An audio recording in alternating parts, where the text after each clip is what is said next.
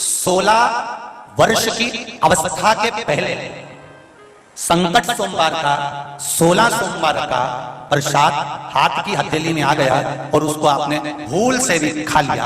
16 वर्ष की अवस्था तक अगर उस प्रसाद को हम खा लेते हैं तो केवल उस प्रसाद का बल इतना प्रबल रहता है कि नारी का विवाह, उस कन्या का विवाह 16 वर्ष के पहले अगर 16 सोमवार संकट सोमवार किसी के यहाँ हुआ और उसका मात्र प्रसाद ग्रहण कर लेती है तो वो कन्या जिसके यहाँ पर भी विवाह कर जाती है उसके गर्भ से हमेशा पूर्ण संतान होती है, कभी अपंग संतान या अधूरी संतान नहीं होती। यहां तक स्कंद पुराण कहती है। 16 वर्ष के बाद 40 वर्ष के भीतर अगर संकट सोमवार 16 सोमवार के प्रसाद हथेली में आया, हाथ की अंजलि में आया और उसको ग्रहण करा गया है तो यह निश्चित है कि मृत्यु के समय पर उस जीवात्मा को कोई लेकर नहीं जाता, स्वयं शंकर के गण ही अपने कैलाश धाम तक। स्कंद पुराण का संकट सोमवार 16 सोमवार के व्रत की कथा वर्णन कर रही है।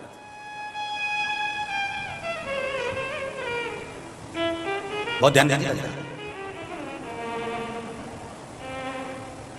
और सुन लो।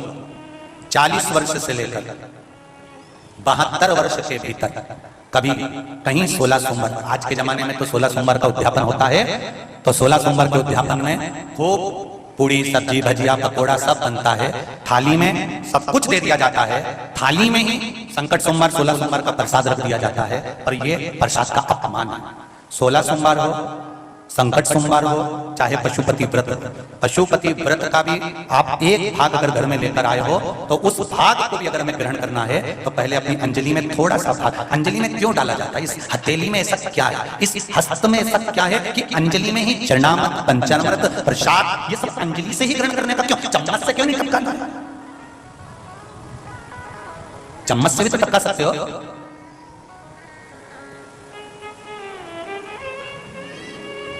पंडित जी के पास जाके बैठोगे तो पंडित जी कहेंगे जाओ हाथ आगे करो, चलो प्रसाद। आप अपने बच्चों को सिखाते छोटे चलो गुरु जी से प्रसाद, बच्चा तुरंत दोनों हाथ कर लेता। अंजलि का ही महत्व क्यों कहा गया, इसको अंजलि और अंजलि का ही महत्व क्यों कहा गया, किस लिए? डायरेक्ट पंडित जी के पास जाओ, पंडित जी के पास जाकर हम हाथ में नहीं लेंगे, तुम तो मुंडा में दो, और नहीं तुमने मुंडा पाड़ी तो पंडित जी में 2 बूंद तुम्हारे को चरणामृत की पंचामृत की टपकाई दे। नहीं, क्यों कहा? पशुपति व्रत भी करो, उसका भी प्रसाद थोड़ा सा हाथ की हथेली में अंजलि में रखकर फिर पाओ। क्यों? क्योंकि इस अंजलि के भीतर संपूर्ण ब्रह्मांड के देवी देवता का एक आनंद सुख छुपा होता है। जब हम प्रसाद ग्रहण करते हैं तब उस समय पर हमारे सूर्य चंद्र सारे ग्रह अनुकूल होकर उस प्रसाद के रूप में हमारे भीतर उतर कर परमात्मा की साक्षीकरण कराकर हमारे मनोरथ को पूर्ण कर देता है। साक्षीकरण कराकर मनोरथ को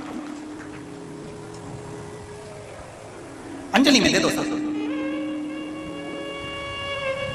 संकट सोमवार 16 सोमवार का उद्यापन करने वालों से निवेदन है हाथ जोड़कर, आप कभी भी संकट सोमवार का उद्यापन करो चाहे 16 सोमवार का उद्यापन करो, एक बात याद रखना, जो तुमने चूरमा का प्रसाद बनाया है वो चूरमा का प्रसाद थाली में नहीं रखना है, उनको कहना अंजलि में लीजिए, हाथ की हथेली में लीजिए, थोड़ा सा भी भाग हाथ की हथेली में जाएगा, प्रसाद इकट्ठा होगा, आप उसको पाएंगे। और संपूर्ण भोजन करने के पहले प्रसाद ग्रहण करा जाता है। पशुपति व्रत किसने करा? पशुपति व्रत सभी ने करें।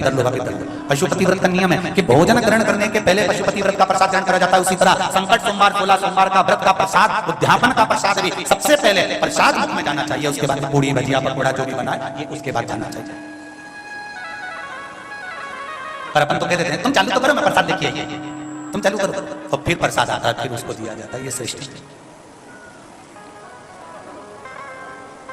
पुनर्जन्म संबंधी है, पुनर्जन्म